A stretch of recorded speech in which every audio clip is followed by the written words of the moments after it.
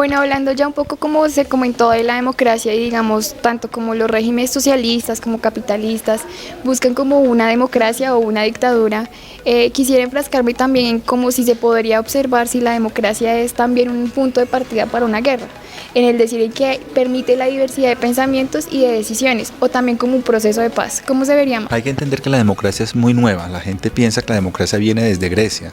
No, hubo una democracia en Grecia por ahí muy particular y muy diferente a la que tenemos como en el siglo V antes de Cristo, y eso no duró mucho.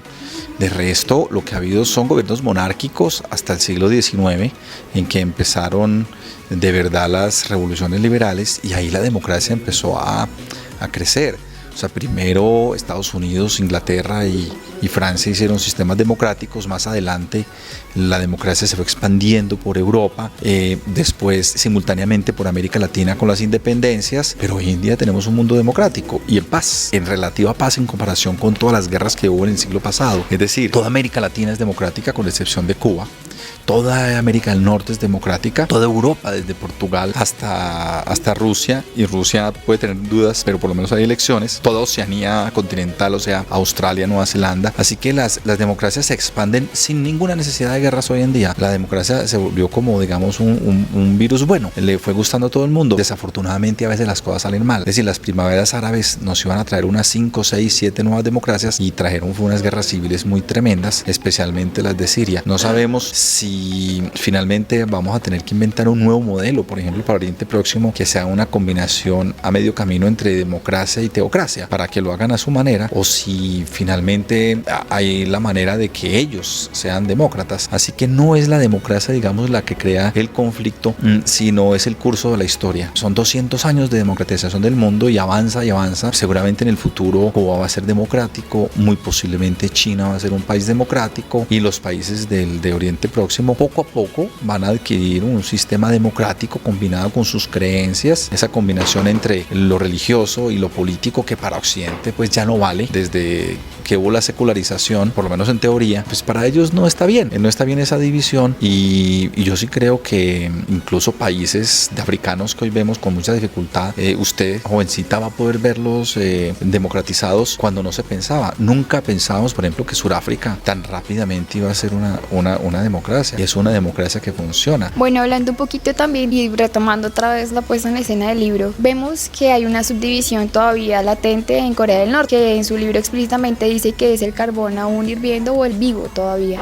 En Colombia aún existe un bipartidismo, ¿no?, que se generó durante todo el siglo pasado, antiguamente, en donde eran liberales y conservadores, y en el momento de hoy en día son la guerrilla y por supuestamente el Estado. En estos momentos nosotros somos parte de un proceso de paz. Sin embargo, me parece como un punto de comparación ver si todavía existe la Guerra Fría en Colombia desde el punto de vista que aún existe una subdivisión por unos ideales. Sí, la Guerra Fría se fue acabando en el mundo a partir de la caída del muro de Berlín, de la democratización de los países de Europa del Este, que incluso llegaron a ser parte muchos de la Unión Europea, como Polonia y lo mismo República Checa y otros más. Pero la Guerra Fría todavía hay lugares en los que no ha acabado. O sea, no ha acabado en Corea del Norte. O sea, Corea del Norte todavía es un carbón hirviente la Guerra Fría porque tiene armas nucleares y amenaza con usarlas. Y Colombia es la otra excepción. En Colombia hay una guerra fría porque la guerrilla colombiana pensaba que había que crear un sistema comunista. Ya está en acuerdos, ya renuncia a eso, por lo menos las FARC. Colombia es el último, digamos, que llega a ese cierre de la Guerra Fría, y esperemos que sea un cierre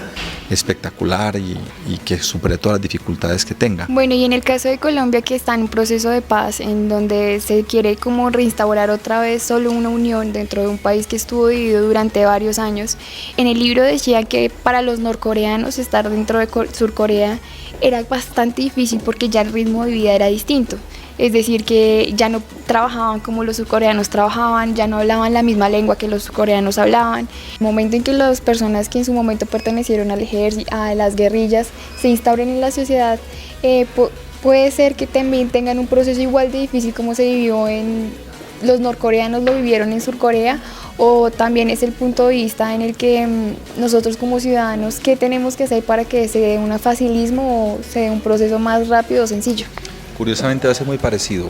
La diferencia entre los norcoreanos y los coreanos del sur es muy parecida a lo que hay entre las personas que están en la insurgencia y las personas que están en la vida normal de Colombia, y es que la mayor parte somos urbanos.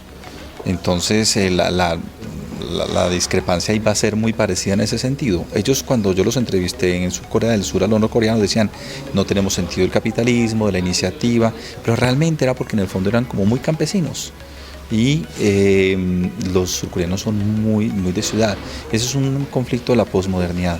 Unos pocos pobladores campesinos que quedan, que son muy importantes, que a las FARC les interesa mucho que en estos acuerdos se les mejore las condiciones de vida, y una gran masa de ciudadanos que viven en otro mundo y que ven el proceso de paz como algo que sí, que les va a ser beneficioso, pero no tanto como la gente que ve en el campo. Entonces sí, se va a dar esa dificultad. Los medios de comunicación van a ayudar mucho, especialmente estos medios masivos.